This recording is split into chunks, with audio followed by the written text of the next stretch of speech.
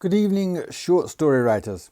I'm going to start a segment on how to write what you know, which literally means how to pull ideas out of the air and do an Edward de Bono style lateral thinking exercise on them.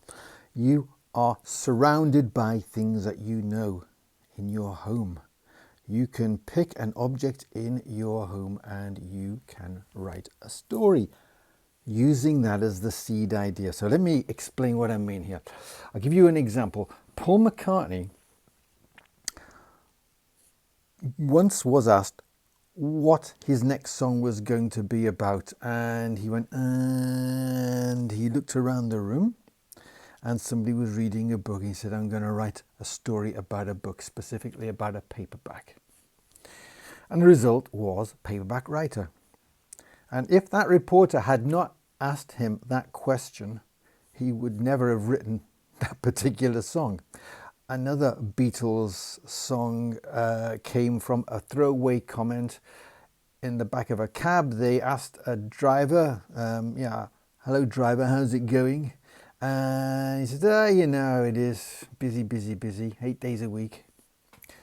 So I'm not, well, I am. I mean, we'll get onto that another time, but throwaway comments can be a great source of story ideas. You've got to be on the lookout for them.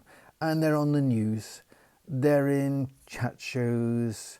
They're possibly, I don't know because I don't have a TV, so I wouldn't know, but they're possibly in I'm a Celebrity type reality shows.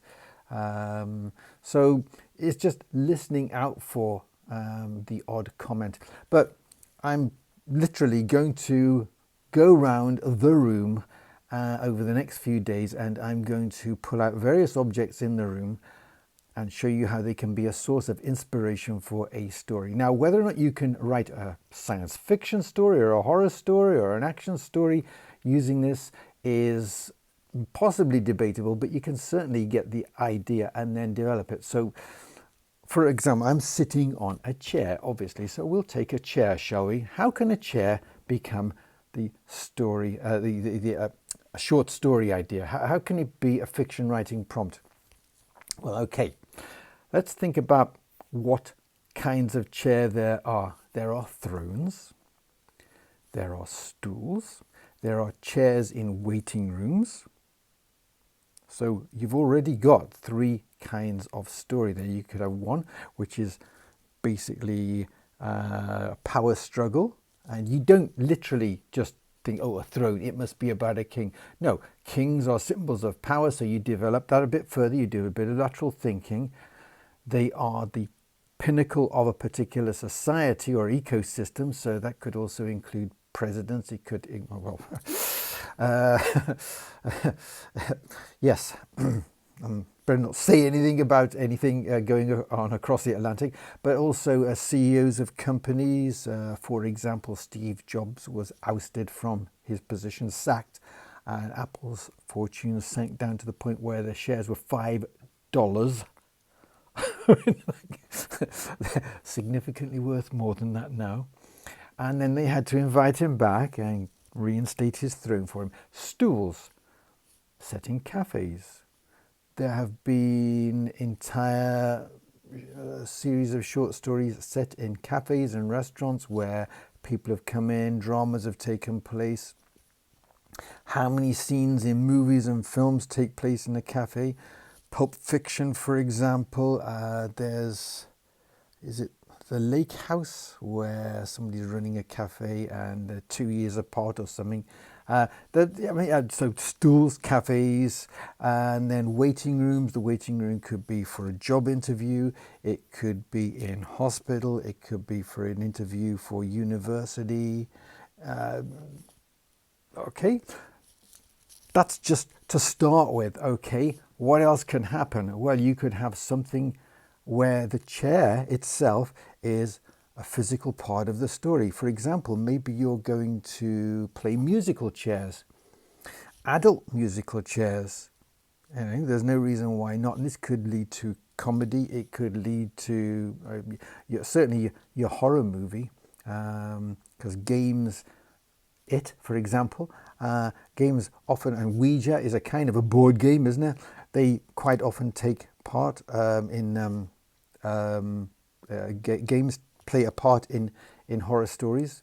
And seance literally means sitting, a sitting, so you need chairs for that. Supposing you're having an important guest and your chairs are a bit ratty, so you try to cover them up some way, but one is broken. Or you're going to have a family gathering and a chair actually physically breaks. A chair which is uncomfortable, a chair which causes you to, while you're sitting at a computer, your main character, not you, to form some kind of physical illness simply because of the shape of the chair. There's a lot of things that could happen using a chair as a prompt. Somebody could take a chair to the park in order to I don't know, watch the ducks or something like that, and that causes somebody to strike a conversation with them, and that then causes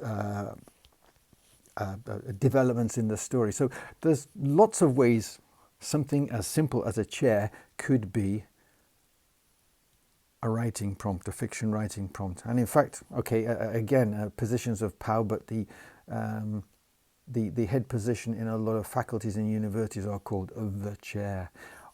One final one, I believe that there's it's called the seat, I believe, and it's the name of a slab of rock I think it's in Scotland. It might actually be in Edinburgh,